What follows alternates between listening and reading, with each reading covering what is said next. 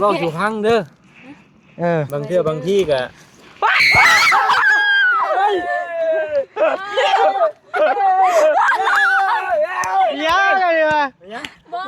มีกล่องปริศนากล่องหนึ่งในก้นรถนะทางแม่เพิ่นว่าอย่างผากมาแต่หึงเลยแหละยังหาแต่ไปเอามื้อวานนี่หาแต่ไปเอาเช้านี่แน่หนึ่งในนั้นมีของน้องน้อยนะว่ะแล้วจักมีไผของไผอีกมีหลายอันอยู่รุ่นเบิ่งกล่องปริศนาให้น้อยแบกมาให้น้อยแบกมาบ่แล้วเพิ่นสิแบกไปให้เพิ่นอยู่พุ่นแล้วเพิ่นนั่งรกหญ้าอยู่อยู่ใช่ปะบ่อะไรที่เจ้านั่นนั่งถ่ายคลิปเลยให้เราปิดหลังมาหาอ้ายหลังจูบเบิ่งหลังเลยน้อยคือเด้อประมาณอีกจักพี่น้องเฮ้ยยังหน่อยยังกันนะยังเย้เข้าเฮ้ยเราถือมีดมายังกันนะอยากมีส่วนร่วมบ่เบิ่งไปนายหยอดไปฮะบอกนี่แหละเชื่อเฮ้ยเสือยังน้อยเชื่อยังนะเย้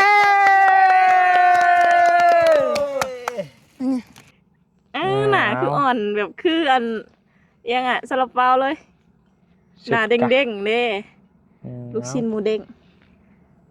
ข้าวขึ้นมากระบาดเลยหน่อยโอ้จะจีว่าถ้าเดี๋ยวขาวเนาะแนวเสียได้ดิดังแหนมหน่อยหนึ่งหน่อยต้อง เครื่องเลยเป็นปะเครื่องเลยตัวนี้ต้องหาเงินไปเสิร์ฟนั่นแหละมันต่อหรอเรื่องแสงอ่ะยังมาจากอีกเลย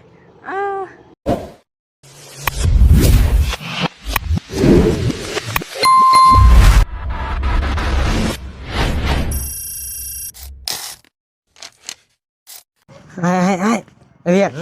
ตาแล้วมีเรื่องชีมีน้ำหน้ามานั่งเบิ้งเดี๋ยวเนาะไปและมีกล่องปริศนากล่องหนึ่งในก้นรถนะ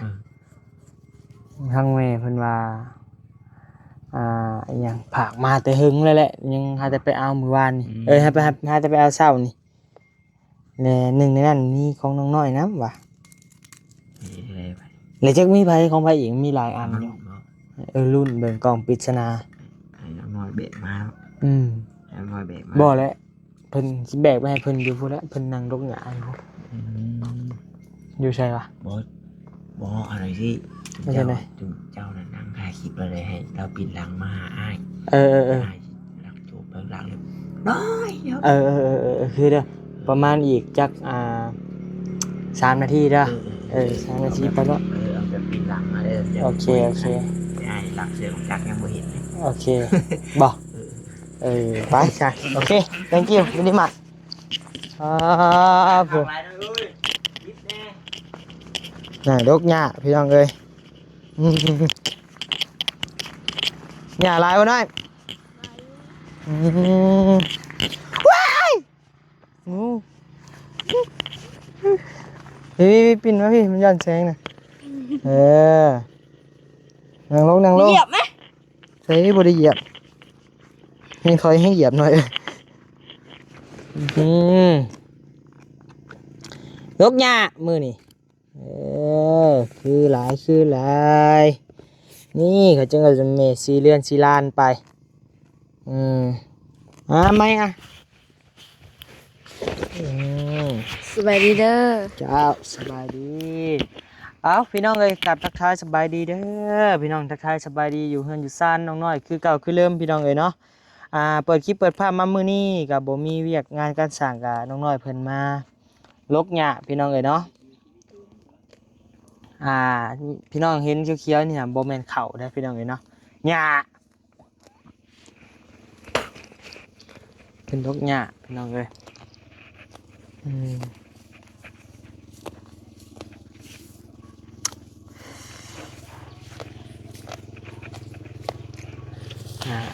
ลก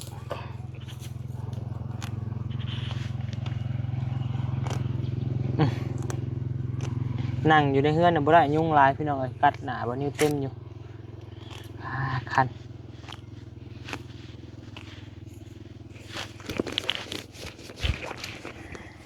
กะโตมีแต่ตุ่มยุงบานอึบ ลกใส่กัน ซอยกันนี่แหละเอา เดี๋ยวทิ้ง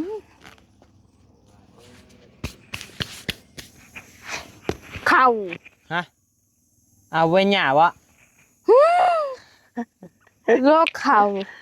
เราไปจิ๋วเนาะเห็นมันคือหย่า เลยง่าย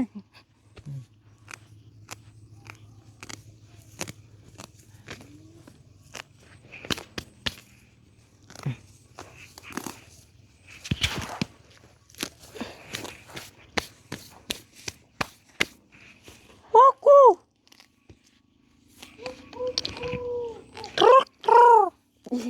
อันนี้เห็ด เบ็ด พี่หย่าร้ายเนาะ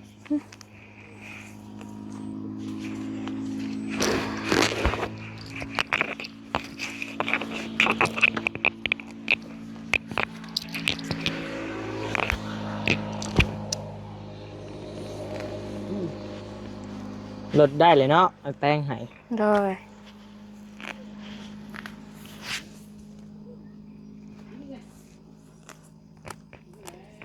อ้ายนี่เป็นคนจังไดและเป็นแนวใดอ้ายเฮาก็บ่เถื่อ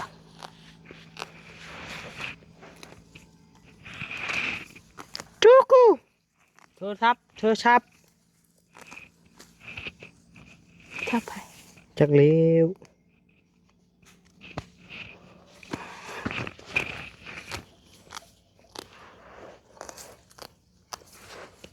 ทับพูดดิ นกเลยแหละ อย่างน้องอย่าง ฮะ น้องอย่าง ฮะ นี่น้อง น้องพี่ช่าง ตรึตรึ น้องบอกมันจะเอิ้นดังนะ แม่น้ ดั อง ง เอิ้นน้องบอก บ้านหาน้อง กับ น้อง เสียงหยัง น้องโอ๊กบอก กับเสียงหยัง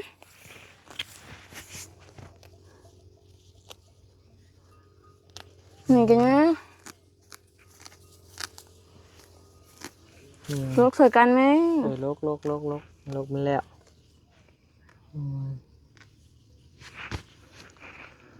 ฮ่าเมื่อยเด้พี่น้องเอ้ยเฮ้ยยังหน่อยยังกันนะ ยัง บ่ ยัง จักเลี้ยวไอ้ก็เอามานี่เอามาให้ตัว คือ เพิ่ แข น กดีแท้น่ะฮะ ไผวะคนเนี้ยเด้อพี่น้องเด้อ ก็ยัง ให้ไปหูนั่งก่อนบ่เวียดนั่งก่อนเจ้าเป็นผัวมาจะรับผิดชอบได้ เอ้าบาดนี้ เจ้าเป็นผู้แบกมาวะก็ยังเย้ เข้าเฮ้ยเอ้ยเราถือมีดมายังกันน่ะอยากมีส่วนร่วมบ่เออ มาปลดมาลงลง เบิ่ง ไปนายหยอดไปนะ บอก อันนี้แหละสิเว้าสู่พังเด้อ บางเทื่อบางที่ก็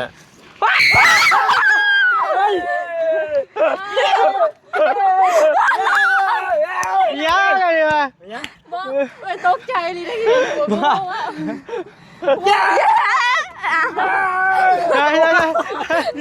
ตกแล้ว กูสุเรียนใครกูสุเรียนใคร โอเค นั่ง มือ ทุเรียน ปัด ทุเรียนบอก เดี๋ยวพังก่อนเลยสิเว้าไว้ออกมา เออ แม่บางเทื่อบางที่มีหมักระเบิดกะท่านว่าตุ้มตุ้ยมกัน บอกเล่นเลย ตื่นเต้นมาถามเลย เล่นมาตะปากเลยเนี่ย CPR ผมดูหน่อย CPR ผมดู CPR เบิ้ง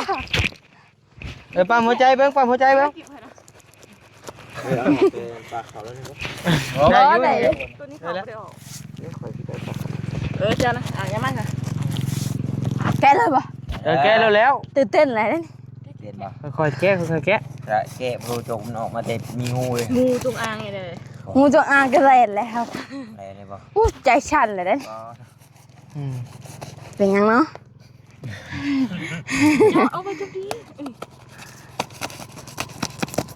มื้อนี้มีคนแกล้ง อันนี้กับ เชื่อ อันนี้กับบ่ได้ฮู้ได้ว่ามีของไผแหน่ได้แกะเบิ่งก่อน เชื่อ เฮ้ยเสื้อยังน้อย เชื่อยังนะ เย้ยังมีชื่อนี่มีชื่อเด้นี่ มีชื่อนะ อ่านในแม่การ์ดนะ อ่านเบิ่งหน่อย ทำบ่เป็น ไอ้ ตัวนี้นะตัวนี้ของบ่าวผัดไทยกับน้องเบล2ตัวเชื่อน้องเบลอีกตัวชีฟ้า อืม อ๋อนี่ ของบ่พัดใช้ อันนั้นเบานิ้วติดเลย ใช้อ่านมึงดูหน่อย เบาเบิ้ง โอ้นี่ ตัวนี้ของน้อยมี2ใจ นี่ ด้วย เบานิ้วกับพ่อแม่แล้วก็เป็นยังนี่3 ตัวXL 3 ตัวเนาะนี่ ของไผนี่ ของห้าวตัวนี้ อ้าวมีเฉยบ่นี่ นี่ได้ชื่อฮะ เย้ ได้เลยเด้อดิเด้อ อีหยังจากของไผนี่ ถ่ายเอาเบิ่งเด้อ ของไผนี่ ของธรรมชาติ บ่มีดอก ของบ่าวเตียงทองกับเมียXL 2 ตัว อะไรอ่ะ ยากดไหลย้อน โอ้ยเป็นไรย่อย โอ้มียาบ่บ่ จะกินซื้อ เออ เป็นไรย่อย บ่เตียงกับจักละเป็นหยังกระเพาะหยังกระเพาะไฟบ่ โอ้ พึ่งด้วย อ๋ อ๋อ ใส่เลยด้วย ได้ โคเดเก้เสือดำเนาะใส่ลง ใช่ลองเบิ่ง เอ้ย อันนี้เอาไปใส่อะ ใส่เลย ไป คนเลย มันว่ามันบอกงั้นทำบ่คือใส่ หมาคือบ่คือกันใช่ไหมเบิ่ง ใส่แบบ ชบ นั้น เฉลยชบเฉลย ใช่แบบนั้น ชบเฉลย ใช้หมัดในเอิร์กตัวนั้นนะ เอ้ย เฮ้ย มัด มาดีๆมาจับเจือมาจับเจือ อายุดิบลงแล้วมัดชื่อ มัดนาเอิกนะ มัดโบอ่ะมัดเป็นโบอ่ะ มัด โอ้ย ได้ที่นะ พูดได้ ตัวขึ้นมาทันทีเลยเว้ย ใช่นี่บ่ของเฮาของน้องนิวนี่ยัง บ่ผัดไทย เบาต้าฮู้ซึกว่าได้เลยได้เนาะเสือนี่เนาะ ได้ เหลือแต่เบาเวียดเนาะยังบ่ทันได้เนาะแม่เพิ่นว่า XL เดี๋ยวหมุน ได้หมุนยังเด้อ เบาเวียดใส่เบอร์ยังเบาเวียด ไปนะเบื่อแอล งาม L อันนี้ XL กว่าหมูกับคุณ ใหญ่บ่ XL ติ๊กแอล ตัวนี้ก็พอกันนี่เย่ XL ตัวสีขาวกับบัดนี้แล้ว โอ้ XL หน้าบ่แดงวันนี้ระบายเนาะ ว่า เบิ่งรุ่นก่อนสีฟ้านี่ยังวะ นี่ โอ้ของน้องนิวตัวนี้ เสือลายดอกเว้ยนี่ โอ้มันเป็นพรแตงโม เลื่อยได้เหรอบ่เสือนี่จะได้แล้วเสือนี่ยังบ่ บ่มี XL ใส่ได้บ่ XL นี่เป็นชุดนอนเลย ใหญ่บ่ ใหญ่เถอะ ใหญ่บ่ใหญ่ยิ่งปานนั้นบ่ แก้เบิด เบิ่งแกเบิ่ง โอ้เดินเสียงนอนเลยอ่ะ ติ๊กแอลธรรมดานี่ก็พอดีนุ่งคันว่าตามติ๊กแอลนี่ใหญ่ อ๋อใหญ่เติบซัมบอรี่ใช้ขึ้นเบิ่งลูกดู ชุดนอนเลยนะ ดูว่าตัวอ้วน พอดีเอ้ยเอาให้เจ้าเอ้ยบ่เป็นหยังของเฮายังอยู่เพราะว่าฮวดเพิ่นฝากมาให้นั่นเฮาก็ได้อยู่เด้เนาะไอ้ตาก็ได้ตัวนึงเนาะ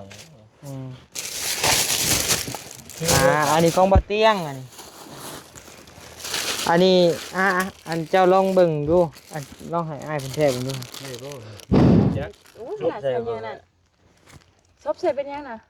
จบลองเบิ่งรถ เก่งมากเอาพ่อตา ดำๆในกระยามันเนี้ยเชือกมันจะขัก โอ้ยจังพอเราเจอหลายปัดดิฉันมาขุกเขาเนี่ย กินคนละคนอะไร นั่งลง ข้า นะ วซอนข้าว โอ้ยพอดี ดีเลย พอดี แต่ว่ามันน้อยเนาะ ให้เจ้า อันนี้เดี๋ยวจุ่มไปให้พ่อเฮาตัวนี้แม่เฮาได้แล้วรอบแรกอันนี้ของบ่เตียงอันนี้เดี๋ยวจุ่มไปให้บ่เตียงตัว เลี้ยงปันกันเลยบ่ หายแล้วแหละเพราะว่าเฮาได้แล้วเฮาน่ะ ทอดๆก่อน กล่องปริศนาพี่น้องเอ้ย ของไม้แก้กล้องเลยเนาะ แล้วเฮาได้หลายดอกแล้ว หนาบ่แดงแล้วเนาะ เว้นน้อยๆเด้บัดนี้เนาะ ใส่ได้ผิว ใช่เอ้ยเบิ่งดูอีก เป็นพรกันนี่เย่กับแตงโม โอ้ เด็ดบิน กันนี่เย่ บินมันกะ อีหยังเอ้ย เบิดไปเท่าไรเบิ่งดูบ่ตา แต่ว่า โอ้ กันแดดบ่ อันนี้กันแดดนี่ อันนี้อันพรนั่นกันแดดคือกันนี่ ห่มแล้วบาดนะ บ่ตัวนี้คน บ่แม่นบ่อันนี้ยังซะ ตัวนี้กระทาก ะลิเย่เนาะ แม่นแนวทา โอ้มีแต่แนวของแพงๆทั้งนั้น ทะเลบาเวียด ยอดรวม เงินรวมยืนยันเฮ้ย เฮ้ย มา ไปเลยแม่ จากมันกินยังใช่ใช่ เจ๊เฮ้ย เอาแต่ของตัวเองบ่น่ะ กระทาก อันนั้นของไผว่าอันนี้วะ มีพองบ่ โอ้ของบัพชัยกับซาเบลมี มันบ่คือ ไปหน่อยไปนั่งอยู่ส่วมขี่เฮาไปไปลองมึงดูพรเพนน่ะมันดีใส่ดีอยู่บ่เนื้อดีอยู่บ่เอ้ยคนเซียนน่ะนะมีแล้วมาลองมึงดูนี่อยู่ป่าอัน ซอยเป็นนี่ได้ก่อน ใช่เนี่ยมีแล้วมันจะงาม นี่นะนี่นั่งข้างดอกไม้นี่ให้เอื้อยเพิ่นลองท่าเบิ่งท่าใส่หน้าน้อยๆนะ มา ใส่ บทเป็นแสงแต่งหน้า1วันเสร็จไปเลยดิเอาต้องลงกันแดดก่อนนะ พรีเซนเตอร์ต้องขาวแล้วแหละครีมแตงโมหุบดิบสิหมดเลยเนาะนี่กันแดดแตงโมออร่าปกปิดความบำรุงผิวจัดไป ของผู้หญิง อุ้ย นี่บ่ฮู้ ผมมีสกิลในการยังได้มันมีอันเครื่องแต่งเด้ จังหวะนี้แดงๆนี่น่าสิหายไปจังหน่อย เอาเราต้องลงปกปิดหน่อยรูปเองได้บ่ฮะรูปให้เราบ่จ้ะดี หน้าน้อยหรือมันซ้ำตีบัด เอาเหือเนาะระวังวันเดเก็บนมแค่นี้เห็นคือวายบักปุ้งกันนั่นเลยอ่ะ ว่าหน้าเจ้ากับหน้าน้อยคือกันได้เบ่งๆ ค คื น อกัน มีแก้มแต่อันนี้มันไม่มีทั้งเลยอ่ะมันน้อยกันทั่วแล้วนึง เฮ็ดกันแล้วบาด ผลเหือเลยหนาคืออ่อนแบบคืออันยังอ่ะซาลาเปาเลยหนาเด้งๆเด้ลูกชิ้นหมูเด้ง ขาวขึ้นมากระบาดเลยหน่อย โอ้สันติว่าถ้าเดี๋ยวขาวเนาะแนว เสียดายเดี๋ยวดังแหมบหน่อยหนึ่งหน่อย ต้อง เครื่องเลยเป็นบ่เครื่องเลยตัวนี้ ต้องหาเงินไปเสิร์ฟนั่นแหละ มันตอดวะ เรื่องแสงอ่ะยังมาจากอีกเลยนั่นแหละสวยแหละถูไปถูมาสีแดงกว่าเก่า ไปยังอีกบาดนี้ห้อง ลง พื้น กัน แล้ว แดดเสร็จเรียบร้อยเราต้องทาครีมยังก็แนวบำรุง แซวให้เบิ่งนี่เด้อให้กล้องเบิ่งนั่นนี่ ตัวนี้ก็กันแดดแต่เป็นของไอยังอ่านบอกนี่ก็ของกันแดดตัวนี้เป็นแนวทา คุณยิงคน แน หู วทา กัน ให้ พี่น้องเลย ผิว เนาะ สวยใสผมกาลิเย่ รถบาดมามืออื่นหน้าซิ้วขึ้นบาด บ่ได้เลยเฮ้ยเป็นแบบนี้บ่ตัวที่ โอ้รุ่นใหม่ได้หั่น ออกใหม่เหรอปกติมันสิเป็นแต่ตัวอันเนื้อครีมนะ อันนี้เป็นเจลเป็นบ่ เป็นคือเจลมันกับบุคาวไม่ได้เลยนี่ บำรุงโดยเฉพาะนะตัวนี้ แบบตัวนี้น่าจะบำรุงตอนกลางคืนนะ ว่ามันเป็นคือเนื้อเจลอ่ะอาจจะได้ชุ่มฉ่ำ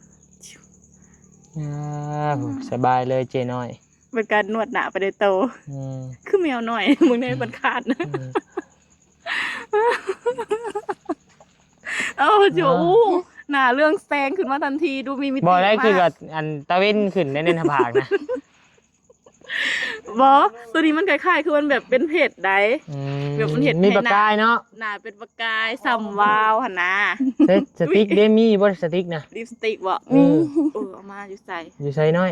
ดีทานดิ ตัวดีนะเป็นแบบบำรุงให้หน้าชุ่มฉ่ำมันบ่แม่นแบบเนื้อครีม ตัวนี้น่าจะเนื้อครีมสิลงมาถูกโตแล้ววะดิ ลงแล้วนะ นะ เฮ้ ตัวย นี้เป็นเนื้อครีม โอ้ใหญ่ช่ ใส่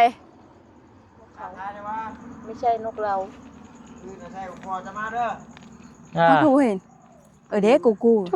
ค่ะตัวนี้ก็เป็นเนื้อเจลคือกันออกใหม่เหรอ บ่ก็เป็นท่าอะไรนี่เฮาบ่ได้จักได้เฮาบ่เคยใส่พรจักเทื่อ จะใส่ยังค่ะ เฮาใส่แต่ครีมเลย โอ้เด้ตัวนี้ก็ป้องกัน UV นี่ก็สิ อ๋อ ป้อง ได้ กันแดด เดี๋ยวได้ นี่มันมีสื่อให้อ่านอยู่อ่านออกอยู่บ่อ่านไม่ออกอีกบ่เนี่ยส่วนลายสิเป็นแต่กันแดดมีแต่ตัวนี้ที่ทา ทา คื คืน แต่งหน้า โอ้ทาตัวนี้ตัวนี้ นี่สองอันนี่สิเป็นตัวทาตอนอันสิลงแป้งหรือว่าลงครีมก็ได้ ส่วนอันนี้มีแต่กันแดดหมดเลยนี่นะ เนาะที่แบบอยู่นั่นน่ะเนาะ เบิ่งหลอดนี่เบิ่งหลอด50บวก มันโหดแล้ว กันแดดเลยนี่นะนี่ตั ก็ วนี้ แม่ ก็ น ป้องกันแดด นี่ก็ ตัว แม่ นี้ น คือกัน ให้มันอยู่นั่นแหละให้มันอยู่นั่นแหละ ตัวนี้นี่ก็ตัวนี้มันเป็นกันแดดตัวนี้ตัวทาธรรมดาทาตอนกลางคืนตัวนี้น่ะ เด้อ ส่วนจุดนี้มันกลางเวนกันแดด เด้อ มันมีตัว P50บวกแล้วตัวสิเป็นกันแดดตัวนี้จำไว้นะแค่3อย่างนี่ไว้ทากลางเวนเอ้ยทากลางคืนเนาะบอกไปสิ นี่4อย่าง5อย่างตะเวน หาซองนี่กลางเวนเป็นกันแดดสวยใสไร้สิวแน่นอน หน้าเด็กขึ้นอีก10 ปี ดูสับเมามากเลย อย่า เห็นบ่ รักกูหลงกูรักกูหลงกูประมาณนั้นนะ ก็สิหาก็ได้ทีเด้อมื้อแรงนี่สิไปเลาะหมาเห่า ไม่ลอยมา แต่งหน้าสิไปเลาะหมาเห่า เอาเลยนะเลยเอาก็อื่นนั่นจะไปลอยมาเฮากับขอมกบใจทั้งแม่เพิ่นให้แม่เพิ่นอยู่ดีมีแห้งก่อนเฮาอันมือเกียเนาะมันก็เลยไม่เข้าหน้าเท่าไหร่ พอแล้วโอ้กล้องจะตื่นง่าย เดินไปหาลากันเลย เอาขอมกบใจแม่ใหญ่ใจดีเพิ่นจากฝั่งไทยก่อน โดยขอบคุณขอบคุณแม่ใหญ่ใจดีจากทางไทยที่ฝากพรแล้วก็เครื่องมาให้ลูกก็ขอให้แม่อยู่ดีมีแห้งความเจ็บบ่ให้ได้ความไข้บ่ให้มีปรารถนาสิ่งใดขอให้ได้สิ่งนั้นสมความมุ่งมั่นปรารถนาอย่าเจ็บอย่าจนลำรวยเด้อแม่เด้อสาธุ ถูกทั้งวันนี้ก็ขอขอบคุณขอบใจทั้งแม่หลายๆเด้อให้แม่อยู่ดีมีแห้งความเจ็บบ่ให้ได้ความไข้บ่ให้มีปรารถนาสิ่งใดขอให้ได้สิ่งนั้นสมความมุ่งมั่นปรารถนาอย่าเจ็บอย่าจนลำรวยๆเด้อแม่เด้อเนาะทั้งแม่เพิ่นก็ได้พี่น้องเอ้ยพร้อมด้วยครอบครัวให้อยู่ดีมีแห้งหมดทุกคนนั่นแหละเนาะโดยสาธุเกือบว่าสบายดีนกเขาหน่อย ใช่คือบ่เห็น ท่านเนาะเดี๋ยววันนี้ ตัวใหญ่ดิก็นั่นน่ะหนกอุดมสมบูรณ์พี่น้องไปอยู่ดีมีแห้งพี่น้องเอ้ยมาทุกคนได้พี่น้องเด้อสำหรับที่มีลาไปก่อนแล้ว สบายดี ดี